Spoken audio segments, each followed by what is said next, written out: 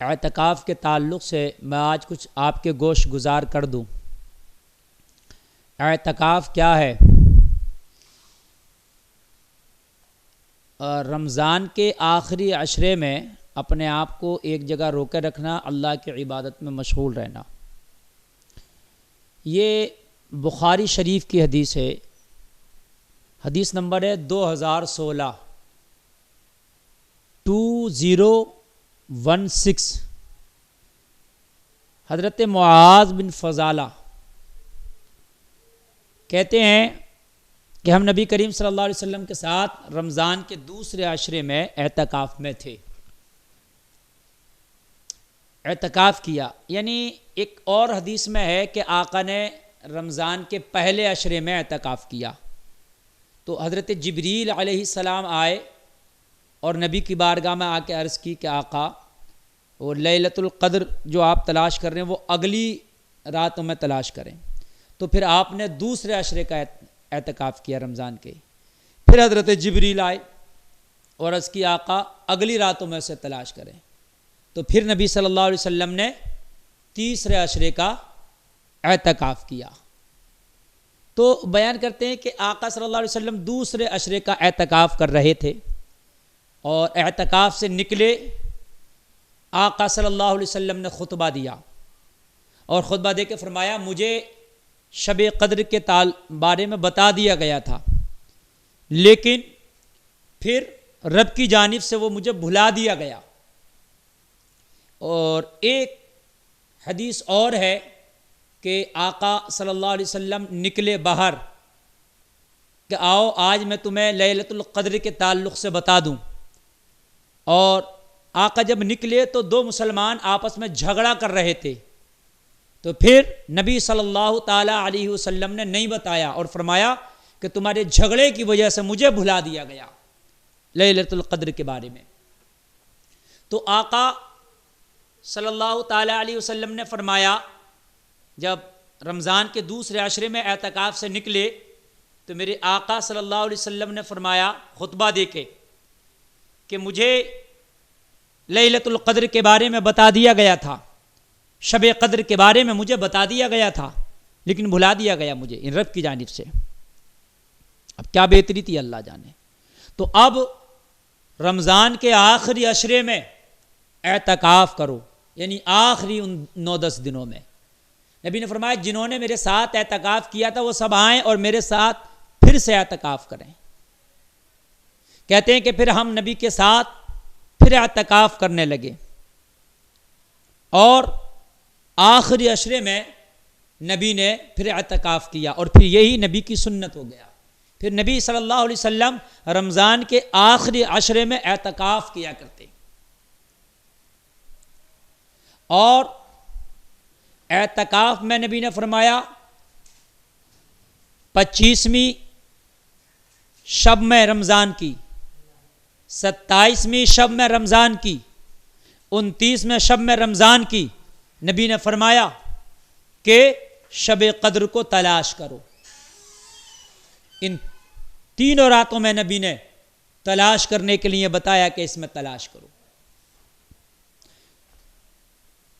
تو رمضان کی آخری عشرے میں اعتکاف کرنا چاہیے، یہ سنت ہے۔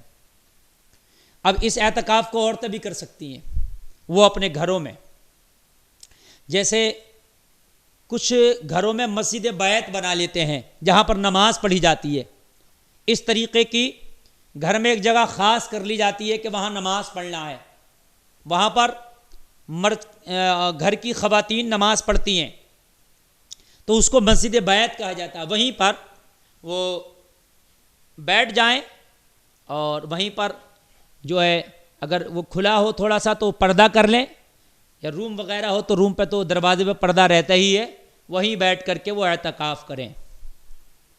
مرد چاہیے کہ مسجد میں اعتکاف کریں، مسجد سے بھی ثابت ہے۔ اگر کوئی گھر میں اعتکاف کرنا چاہ رہا تو گھر میں بھی کر سکتا، لیکن یہ اعتکاف جو ہے سنت کفایہ ہے۔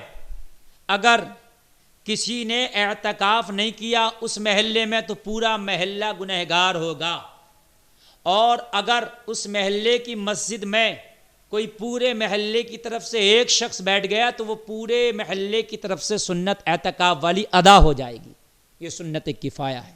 لیکن ایک سے زیادہ بھی اگر کوئی اعتکاف میں بیٹھنا چاہے تو بیٹھ سکتا، ایک سے زیادہ بھی جتنے چاہیں بیٹھ سکتے ہیں، یہ سنت ہے۔ اعتکاف میں بیٹھ کر کے جو دعائیں کی جاتی ہیں وہ ضرور قبول ہوتی ہیں۔ اعتکاف والا بندہ ایسے ہے جیسے بالکل رب کی چوکھٹ پہ پڑا ہے، وہ اگر کسی دوسرے کے لیے بھی گڑ گڑا کے دعائیں کرے تو اللہ اس کی دعا اس کے حق میں قبول کر لیتا ہے۔ اعتکاف والے بندے کے گناہ ایسے دھل دیے جاتے ہیں، ایسے صاف کر دیے جاتے ہیں جیسے زنگ والے لوہے کو آگ میں تپا کے صاف کر دیا جاتا ہے۔ اور پھر وہ آخری عشرے میں لیلۃ القدر کو بھی پائے گا، پھر اس میں بھی وہ عبادت کرے گا اور عبادت کر کے وہ اپنے رب کو راضی کر لے گا۔ اس لیے کہ لیلۃ القدر میں جس نے 2 دعا مانگی اللہ اس کی اس دعا کو قبول کر لیتا ہے۔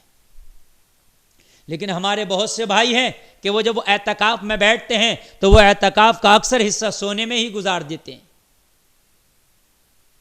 جب دیکھو پردہ پڑا ہوا مسجد میں ایک طرف کو سو رہے ہیں، اور اللہ محفوظ فرمائے، میں توبہ کر کے کہہ رہا ہوں نعوذ باللہ، بہت سے لوگ تو آج کل اعتکاف میں موبائل چلا چلا کے گزار دیتے ہیں۔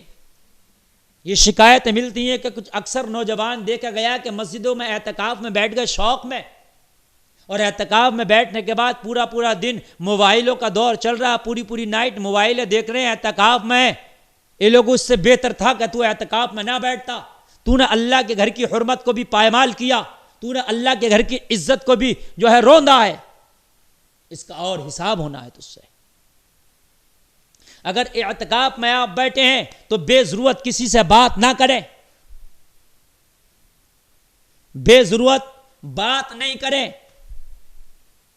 بات کرنا تیرے لیے جائز نہیں ہے۔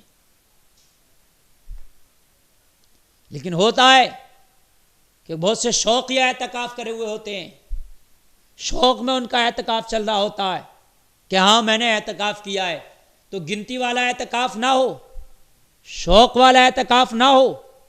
اعتکاف ہو تو اللہ کو راضی کرنے والا ہو، اعتکاف ہو تو مصطفیٰ کی سنت والا ہو، اعتکاف ہو تو اپنے گناہوں سے توبہ کرنے والا ہو۔ کیا سمجھتے ہیں؟ اعتکاف کسی شوبندی کا نام نہیں ہے۔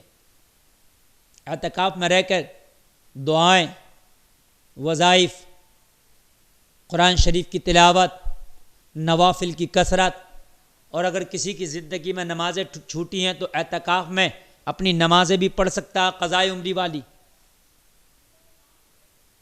والی، اور جو اعتکاف میں ہے اس سے کوئی دعا کے لیے بھی کہہ سکتے ہو، اس سے دعا بھی کرا سکتے ہو۔ اور اعتکاف والے کو بنا ضرورت بات نہ کرو، بہت سے لوگ بنا ضرورت اعتکاف والے سے بات کرتے ہیں، خود بھی گناہ میں شامل ہوتے ہیں اور اس کو بھی گناہ میں شامل کرتے ہیں۔